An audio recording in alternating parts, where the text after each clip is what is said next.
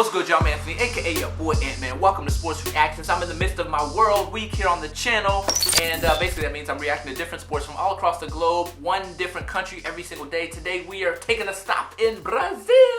So shout out to Brazil, man. All you Brazilians, much love to you guys. Now I know a lot of you guys have heard, obviously, if you're from Brazil, or even if you're not, if you're part of the football/soccer community, you may have heard of the Brazilian plane crash that happened last year, where the majority of everybody on that plane from the Brazilian soccer team, I'm gonna mispronounce this. I know I'm Chapecoense. Forgive me if I said that wrong. Y'all help me out in the comment section below. But they passed, man, and it was a very tragic accident. I actually did a reaction video to that, so you can type into my search bar on my channel, Brazilian plane crash, and you'll be able to find that video of my reaction to what happened there. But now it's months later, and this is a video of a survivor who's making the most of his life after that horrific accident, man. So much love to Brazil and that team, and of course this individual right here, and of course RIP, man, to the people from that plane crash. But let's check this out right here, you guys. Link for the original video where I'm watching it from will be in the description box below. Check that out right there. Let's get it. Every footballer knows the treatment room, a place where muscles are massaged and injuries are tracked. But for Alan Rochelle, this is a totally new experience. He says that he can't believe he's alive. Most of his teammates and friends are not so lucky. Quando tu entra aqui dentro tem uma mistura de sentimentos, né? Porque tu lembra de todo mundo que estava aqui dentro, né? Tu lembra das festas que a gente fazia, cada vez que a gente passava de fase, cada vitória que a gente conquistava aqui dentro também. E o grupo tava bem fechado, assim, sabe?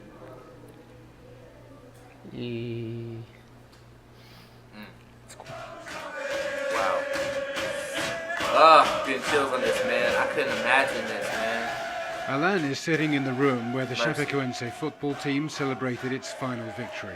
A video that is now iconic shows the players of the club banging their lockers and singing "Go, Go, Chape," their last big moment together.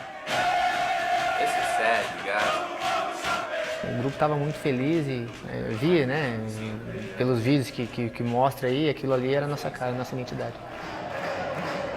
It's barely 2 months since Alan and his teammates Neto and Jackson Follman were pulled alive from the shattered wreckage of Lamia Flight 2933. Alan's injuries are obvious. The emotional scars, though, are deep. O avião dificilmente cai, né? O avião é derrubado. Se ele caiu, realmente todo mundo sabe que teve culpados, mas como eu te falei, não cabe a mim julgar ninguém, né? Eu só espero que a justiça realmente seja feita. He's facing his demons every day, and on Saturday he and his remaining teammates from 2016 collected the Copa Sudamericana trophy. On Wednesday he was in Rio, a guest of honor for Brazil's game against Colombia, a friendly in memory of the victims. He's hoping to be playing again by May, but whatever happens, he's got a whole new perspective on life. Só por eu estar aqui, estar vivo, né, mostra pro mundo inteiro que Deus existe, né? Porque não esconde ninguém, milagre de Deus, né? E isso não tem explicação, pode tentar achar o que quiser, ou achar alguma explicação, não vai conseguir. Alan describes November the 29th as his second birthday. He began that day as a footballer, became a survivor, and is now an icon, an inspirational figure. He says he's coming to terms with that, but the accident has profoundly changed him. Tem que celebrar e curtir mais a vida, né? Abraçar mais, beijar mais, passar o carinho, né? Fazer tudo em dobro, porque tu não sabe o que vai acontecer. Alan's journey has already been remarkable, and his recovery will take much more time. But he's going to try and keep smiling for the future, never forgetting his friends of the past. Vamos, vamos, Chape! Vamos, vamos, Chape! Vamos, vamos, Chape!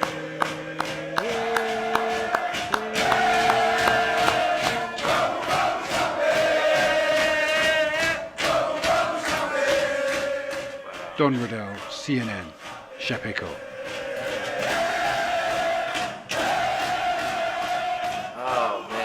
tough, man. That's tough to watch, you guys. Yeah, I gotta be honest with you, man. I don't know. I'll just make this quick. What he said, in my opinion, man, was right on point, man. This for him just proves that God exists.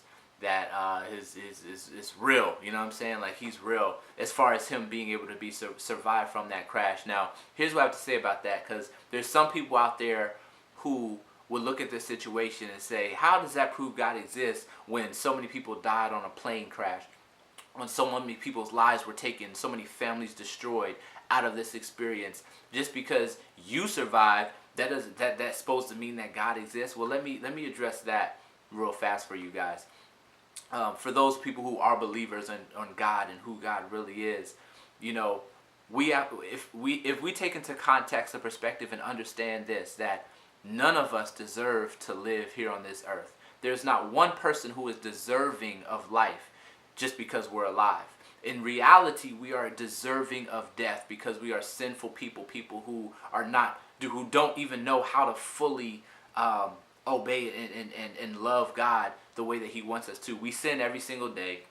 We do things wrong every single day. So in reality, from the standards of who God is, we deserve death. We deserve to not be here. But it is by the grace and mercy of God alone that we are able to be here. Those people who do survive accidents like that, people who are blessed to keep living and have healthy lives, or people who are blessed with more, that's simply and solely the grace of God that allows that to happen. This is my opinion and perspective, you guys. You may disagree, and it's okay.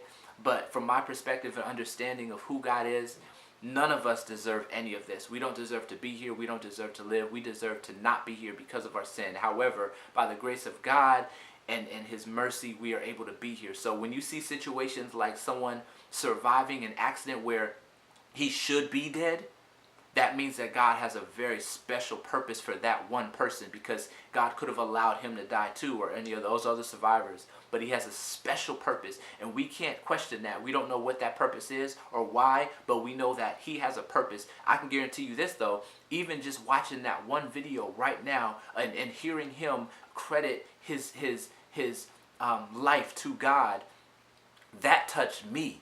That just made me feel all the more blessed to be able to have God in my life.